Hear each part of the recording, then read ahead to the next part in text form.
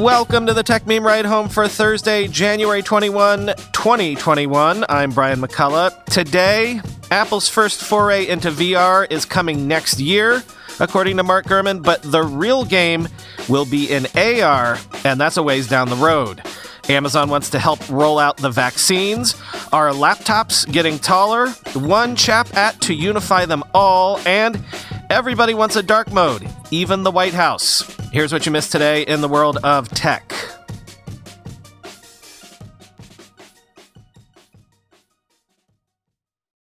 It's a Mark Gurman Apple Scoop Thursday. This time, Mark has a whole mess of details about the rumored upcoming Apple headset. Mark says it's planned for a 2022 launch. We'll focus on VR gaming, but also video and communications. And it will only have, at least at this point, limited AR features. Also, it's not been easy to make.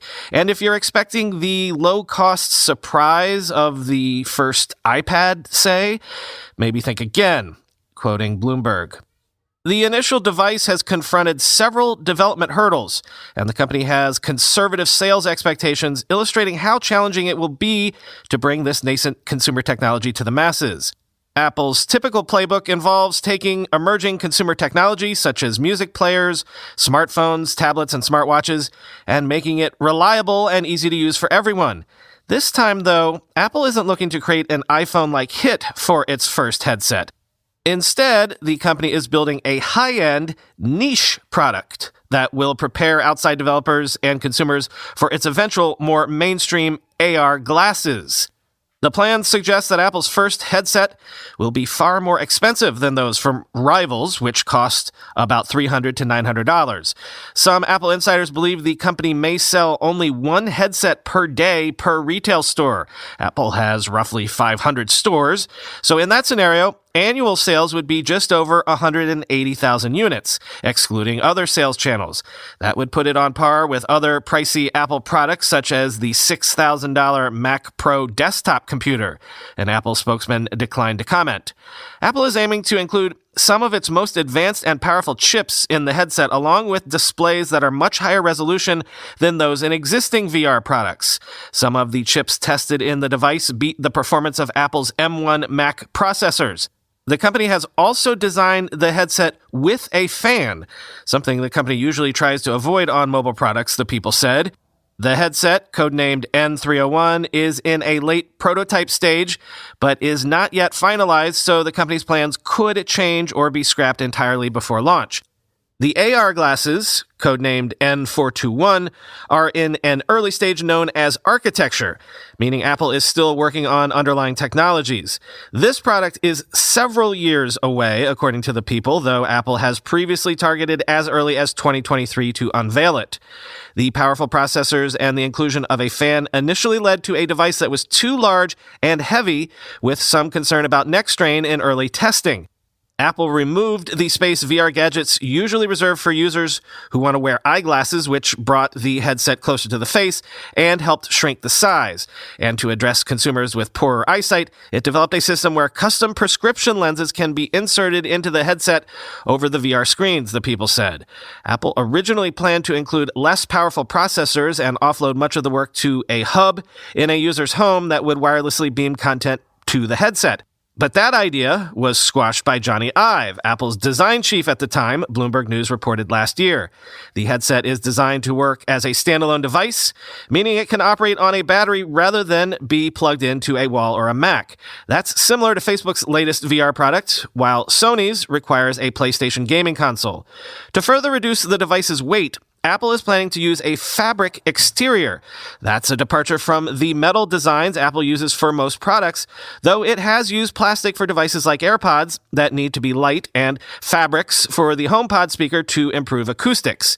Prototypes of the headset, some of which are about the size of an Oculus Quest, include external cameras to enable some AR features.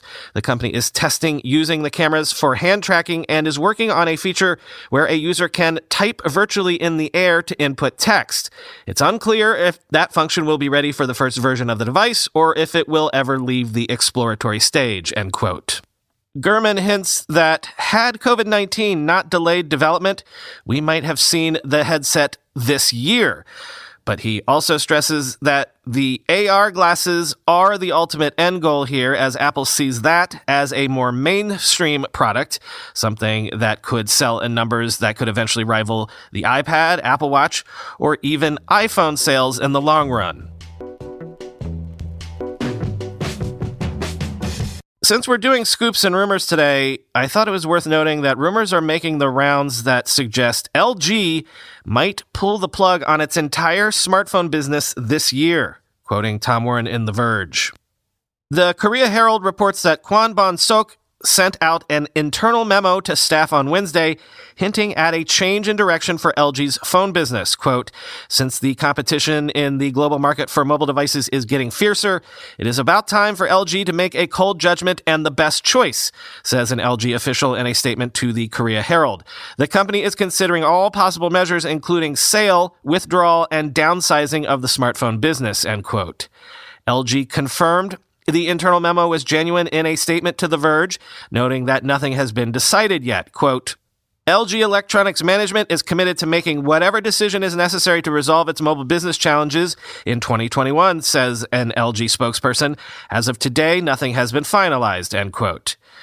I feel like there was this brief window in time where LG clearly made the best Android smartphones out there, but that was a window of time, and since then their sales have badly lagged Samsung and Huawei. So might this mean we never get a look at that promised rollable phone that I told you about from CES just a few weeks ago?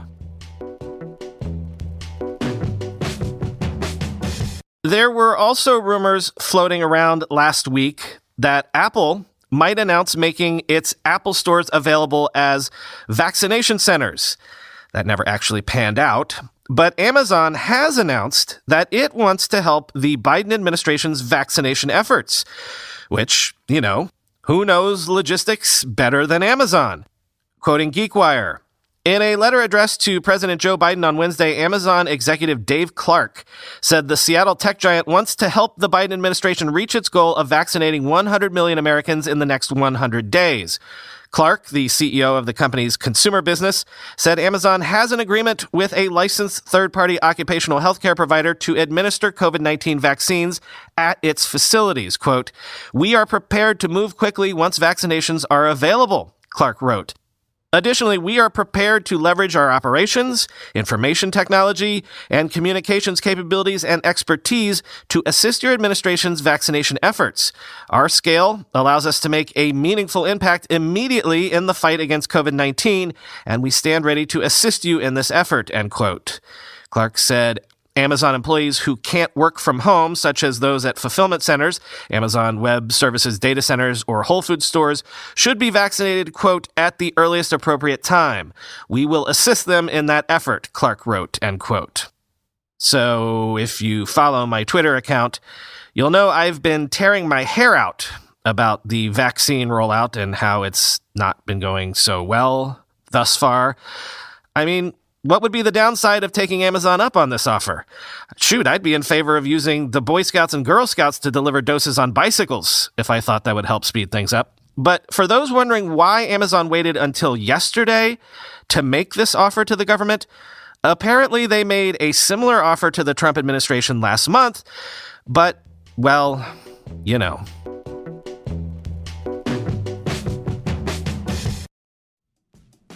You know how sometimes on the address labels you can suss out how long you've been subscribing to a given magazine?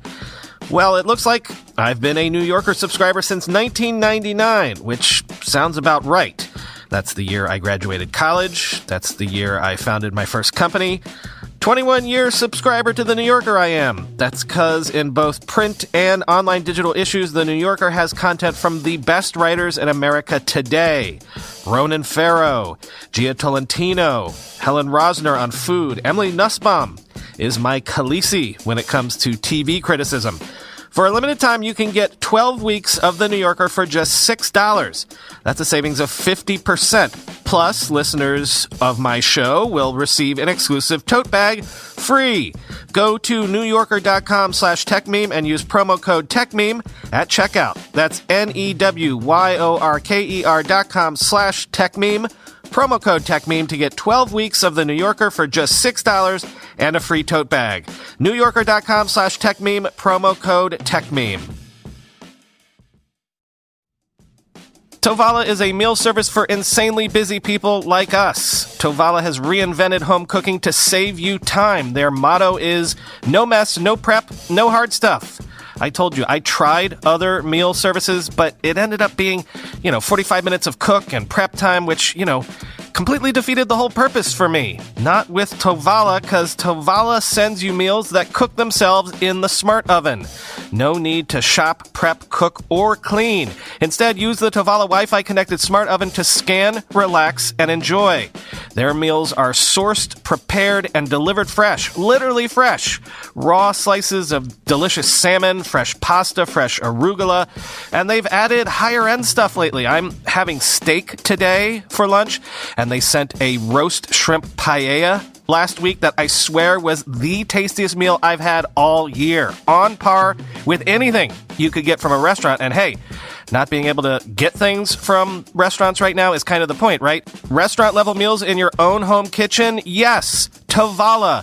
Go to tovala.com/ride for $150 off. Have we ever offered a bigger coupon for anything?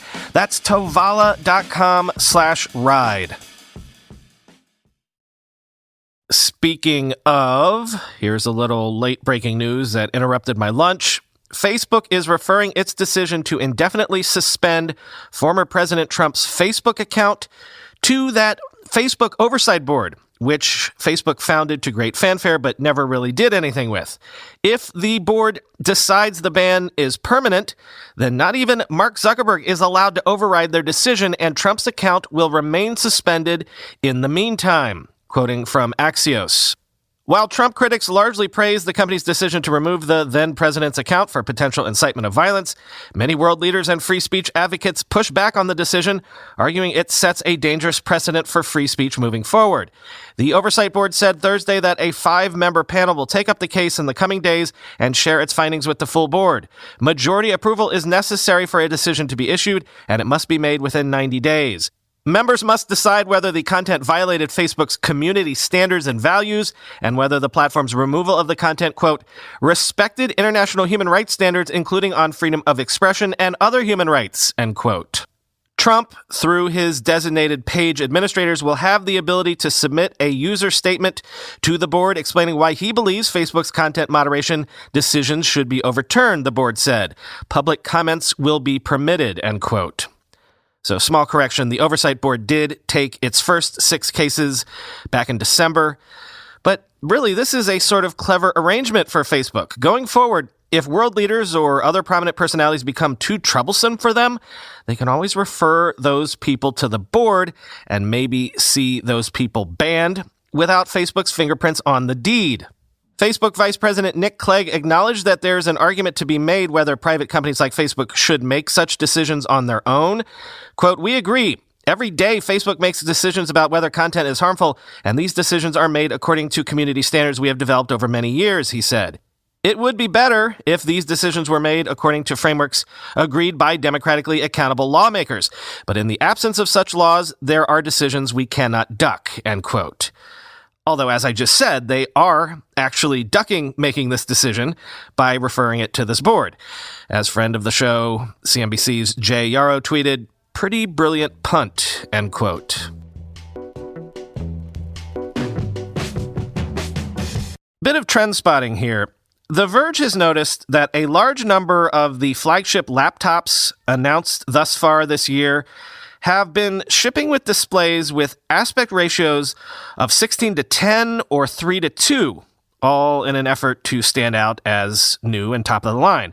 So, is this the beginning of an industry-wide shift to taller aspect ratios on laptops?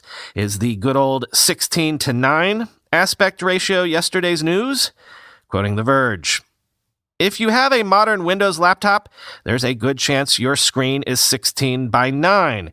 If you have a gaming laptop, its panel is almost certainly 16 to 9. It's unusual to find high refresh rate panels with other proportions.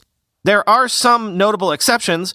Microsoft's Surface products have been 3 to 2 for quite some time, while Dell's last few XPS 13 models and Apple's MacBooks were already 16 to 10, but traditionally, Windows laptops like these have been few and far between.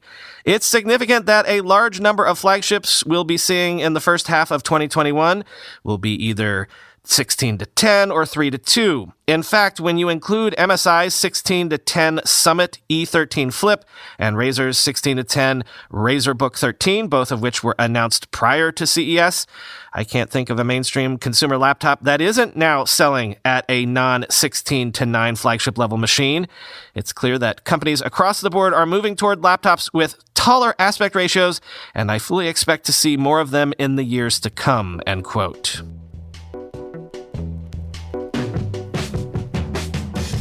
This next segment reminds me of that brief period of time when there was a fad for universal chat apps so that you could talk to anyone you wanted, whether they were on AIM or Yahoo Messenger or MSN or what have you. A new app called Beeper is promising just that for the modern era, universal chatting that could unify 15 different chat platforms into a single interface. But there's quite a big catch, i.e. it's not going to be cheap, and also, well, quoting The Verge. The app is the work of a team that includes Eric Mijakovsky, the CEO and founder of former smartwatch manufacturer Pebble, who announced its launch on Twitter. Beeper's site notes that the project was previously known as NovaChat and requires a $10 per month subscription. Although Beeper integrates with the world's most popular messaging services like WhatsApp, Signal, Telegram, Slack, Twitter, Discord, Instagram, and Facebook Messenger, it's the support for Apple's iMessage that's perhaps the most interesting. iMessage is only officially available on Apple devices, and it's often cited by users as something that prevents them from switching to Android. Mijakovsky says Beeper should allow iMessage to work on Android, Windows, and Linux, but admits that it's, quote, using some trickery in doing so. An FAQ on Beeper's website gives a more in-depth explanation of exactly what this trickery involves. If you've got an always online Mac, then you can install the Beeper Mac app to act as a bridge, similar to the approach AirMessage uses. But things get really wild if you don't have access to a Mac, at which point Beeper says it'll literally send each of its users a jailbroken iPhone with the Beeper app installed in order to act as a bridge. At this point, we should probably mention that using Beeper involves paying a $10 a month subscription, which may or may not include the cost of the iPhone. Just in case you thought Beeper was joking, in a follow-up tweet, Mijakovsky said that he currently has 50 old iPhone 4Ss at his desk ready to be upcycled for use with Beeper.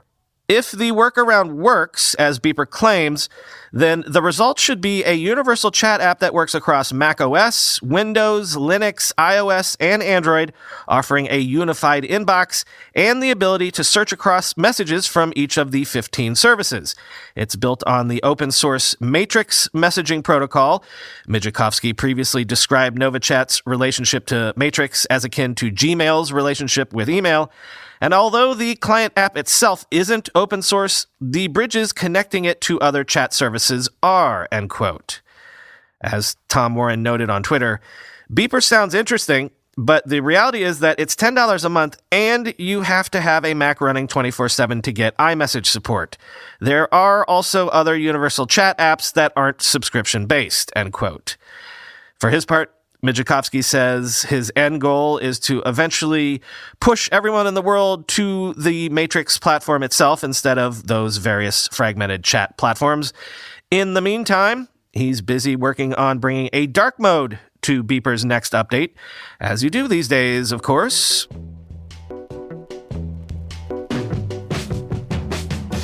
Speaking of dark modes, the new Biden administration yesterday updated the whitehouse.gov website with several new accessibility features, including a large text mode and a dark mode. thereby triggering a bunch of Twitter jokes along the lines of, "In one day, the Biden administration has done what it took Apple years to do," quoting The Verge. Both options show up along the left rail as big, easy-to-click or tap buttons, and that's the way you'll need to toggle them. Even if your device has a system-wide dark mode, the White House website won't switch over automatically. That's because it's really there to serve as an accessibility feature meant to help anyone who would have trouble reading or looking at a bright white screen with black text. With dark mode being very popular among heavy computer users as well, people online were understandably excited to see the change. Acting as a recruiting tool for anyone who's looking into the site's code, the HTML header also makes a call out to the U.S. Digital Service. That group, led by a former Google engineer, is tasked with making sure U.S. government websites are as good as any of the other ones we visit on a daily basis, end quote. Yeah, when you view the source code right now on whitehouse.gov, as I just did, right there in the header among the meta tags, there is this message. If you are reading this, we need your help building back better. https://usds.gov/apply. I once did an internet history podcast interview with the great Matt Cutts, once the search guru at Google, but later a member of the U.S. Digital Service himself, and he waxed poetic about the idea of software engineers using their talents in service of their country and society. Look that episode up if you're curious, and if you're looking for a change of pace, why not give back?